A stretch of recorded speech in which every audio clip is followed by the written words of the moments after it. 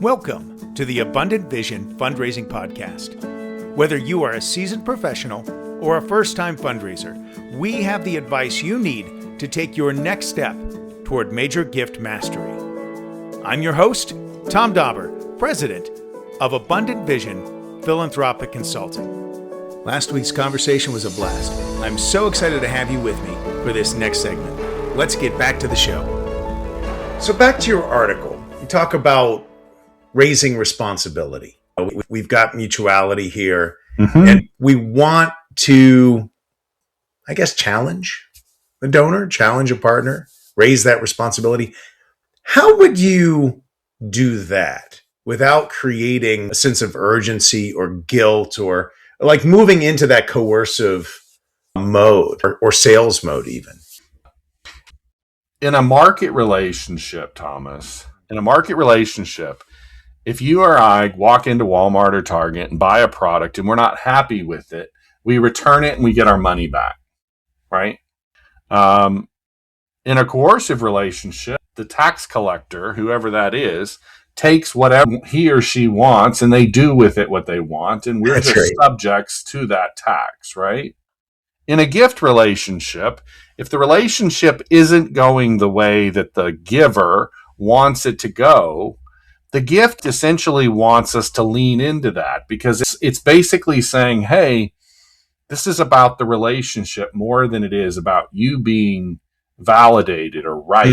Or I watched an organization last year make a strong position on the Palestinian-Israeli sort of conflict last year. They made a very strong position on that, and one of their funders withdrew their support. And they're a grant writing agency, and they're in the tax bureaucratic sort of posture that they're in. They have every right to do that. I would say that in a gift relationship, you lean into that. You don't withdraw that support. You lean into that. You recognize that, hey, we're in this relationship. We're going to listen to each other. I'm not a consumer, so I don't get promised that everything's going to be, work out the way I want it to. I don't get to return the washing machine when it doesn't work the way I want it to. This is how you understand a different type of relationship. It's like with your kids. I guess you get. Yeah. I don't know if you have kids. I do. Yeah, you do have kids. Your kid's going to do you're going to give your kid a gift. Then your kid, a couple of days later, is going to do something foolish, and you're going to want to take that gift back. That's not the power. The power of the gift is to not take it back, not to take it back. If you're a coercive king, run your house that way. You and I are both dads. It doesn't work that way. It does not. That's very, very true. Yeah. This is great because a lot of the things that you're saying, I guess they feel intuitive to me. Just from years of being in this space. If you think about the different types of knowledge, you've seen that quadrant of knowledge you're conscious of, knowledge that you're unconscious of having. Yeah. A lot of times in life, you can understand something without knowing why you understand it. You might understand. There's a group of authors, two authors that wrote a book a number of years ago about the notion of how we form expertise or just the notion of how we develop experience, right? So experts, guys like you and me who walk in and say that we're experts at something, we largely do that based on experience. And one of the things that they describe, and they're not addressing the conflicts or the distortions between gift theory versus the logic of the commodity or the tax, but they call these spaces wicked learning environments. And wicked learning environments are these places where we can't connect the dots that then yield expertise or yield positive experience because the things are sort of out of order. You're essentially learning the wrong lessons. Think about, if you're, I spent some time in education. We can teach children the wrong things. We can teach them to connect the wrong dots. And that's essentially what I think we've done that has consequently led to some of the problems that we have today in the fundraising community. We've created what these authors call a wicked learning environment where we're unable to connect some of the dots. I don't think our donors want to be treated like consumers. But because we've used so much consumer logic, we assume that they do. And so therefore we make these assumptions that say that the donor wants to be treated like they get treated when they buy a washer and dryer from Sears. Yeah. So if I'm a consumer, I'm probably sitting in someone's CRM somewhere, and I'm probably being examined by salespeople who have dashboards, scorecards. Yeah. We use those as well in the fundraising profession. Yes. Where do those things lead us wrong in fundraising? So that gets back to the use of information. Mm-hmm. So in a market relationship, the market is a competitive space. It's supposed to be competitive. Mm-hmm. You're not on the same team. Mm-hmm. When you go to Walmart to buy a stick of deodorant, when you buy a home, all of a marketplace is competitive. If you want to see it most competitively, go to an auction or watch the way that the stock market works. A lot of us don't see it that way because we think that the cashier who's given us a big grin and says, "Have a great day," is. But we're in a competitive relationship to see if we can sort of balance the scales. And if the relationship sort of balances, if the deal works out, everybody feels like they win. That's why we call them win-wins. The gift isn't a competitive relationship. It's a collaborative relationship. One of us is supposed to get the advantage of the other, usually the person on the receiving end. Right? When you give a gift to somebody, you don't mind feeling like the person got more than you got back. Yeah. Back to your information about data. So all that data in the marketplace is used for those purposes because it is a competitive environment. So we use that in the marketplace. All the data that you and I use to help our clients answer questions comes from the marketplace, designed by companies that are largely selling similar products and similar infrastructure to profit-making companies that are in competitive relationships. I'm not saying we don't need CRMs. I'm not saying that we don't need data.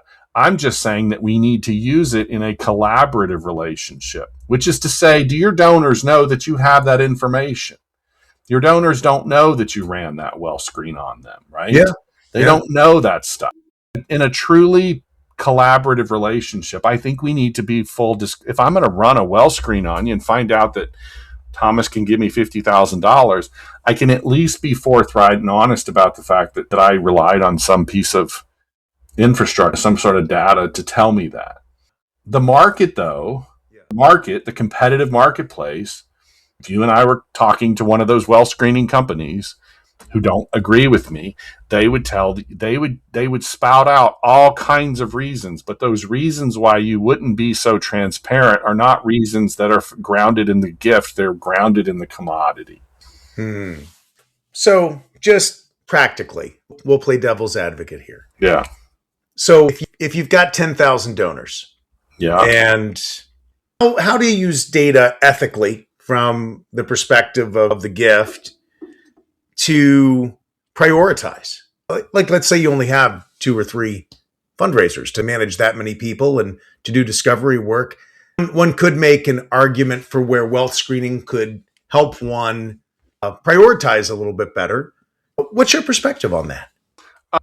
Oh, that's another hour. So you reference the name of my Substack, the butterfly effect. So the butterfly effect, when we're referring to complexity theory, is all about initial conditions and initial conditions that then have ripple effects. Yeah. My argument is that our databases, Thomas, were never meant to be 10,000, 100,000, millions of names. They were never meant to be that big. Yeah. But because we adopted these ways of thinking, and because we were able to treat donors like consumers and use things like direct mail and mass communication, all of these things that we largely borrowed from other places in the economy, because we were able to do that, that's why those databases are as large as they are. So by some of the questions that I periodically get asked, like the one you're posing there, is it's a downstream problem to a problem that has, that's decades old. We borrowed the logic of, when you look at the history of direct mail, I think direct mail, for example, is a combination of trying to get politicians elected and essentially mass marketing. It didn't come from, it's not something we came up with. So it's got the logic of, and it put the donors seated in a very passive, sort of non-active role. And it does. You're right. When you use a system like that and your expectations are very low, you're going to build a huge database. But eventually that database is going to get too big. And that's where some of these organizations are at now. When you and I started our fundraising careers, I heard somebody say this the other day, he would celebrate 3 and 4% response rates. Now these organizations have databases that are so big that they're tolerating 1.5. It keeps getting bigger. And it creates the rationale for the data. And I just hope that it doesn't eventually sort of collapse on us. Yeah, well, yeah. Because some of these organizations are in quite a predicament. They have databases that are so large. A lot of them are my grandparents and my parents' generation. I think when the baby boomers give their last gift, I think a lot of that'll sort of. We'll all be very interested to see how that plays out in about another 2 years or so. The baby boomers give their last gift. We've been talking about that wealth transfer for quite some time in our industry.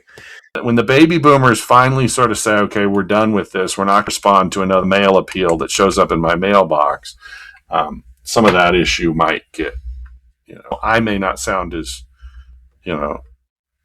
far out, fringe, I guess.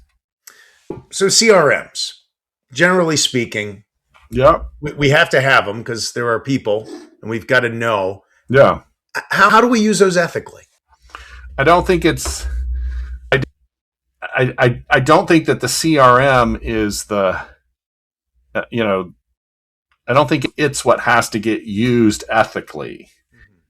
Again, I go back to some of the meandering we were doing around the idea of talking about how we utilize data, for example, and the idea that in a competitive marketplace, utilizing that data to basically simulate or sort of mimic authentic relationships. That's what we do with the CRMs. We take data and we simulate, we mimic relationships.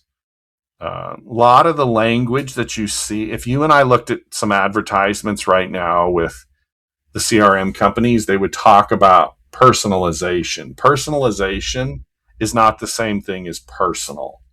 I just recently read that in a book by Andy Crouch. He talks about personalization is what the technology enables you to do to make it look like it's real or look like it's human or look like it's a gift relationship.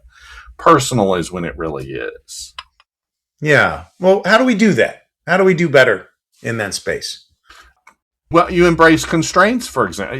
I don't know if you're in some of these other conversations, but there are other places in our economy right now that are talking about things like human scale. They're basically saying that technology has allowed us to sort of go, we're kind of drifting away from the gift conversation, but the gift requires constraints and limits. It sets boundaries. The CRM and technology doesn't. The CRM will. I don't think many of us in this space really sit and ponder just how exploitive those CRM systems can actually be. Their business model is to never stop growing, and so they want to utilize logics, largely the logic of the marketplace, but largely to treat the donor in a way that looks more like a consumer.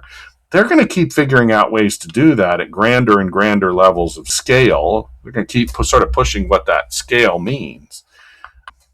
I don't want to be around when that sort of gets to the place where you're like, whoa, are you for real? There's nothing in the business model of these CRM companies that prevents them from saying that there's an upper limit on things. Yeah. Nothing. That's the answer to your question. When you show me a CRM company that says that an organization should have an upper limit on the size of their donor base, expectation definitely one. And Mm-hmm. So it sounds like you would say that in an ideal world, our nonprofits would be self-limiting in how many relationships they tried to maintain. I think they're eventually going to have to be self-limiting. Any highly efficient system, which we've all built for ourselves, any highly efficient system eventually does collapse. My father taught me that about lawnmowers. So eventually, a highly efficient system will reach a point where if it's not governed, that's what the little governor is. There's a gadget on a lawnmower, any mechanical engine that's eventually that machine will blow itself up. And what very few of our organizations want to wrestle with is the possibility that something is going to blow up, that this thing's going to sort of collapse on them. That's all the time we have today. But be sure to tune in next week to hear the next part of this exciting conversation. Now, if you've enjoyed this podcast, please be sure to subscribe and give us a 5-star rating on your podcast provider. I'm your host, Tom Dauber. Thank you for joining me as we journey together towards major gift mastery on the Abundant Vision Fundraising Podcast.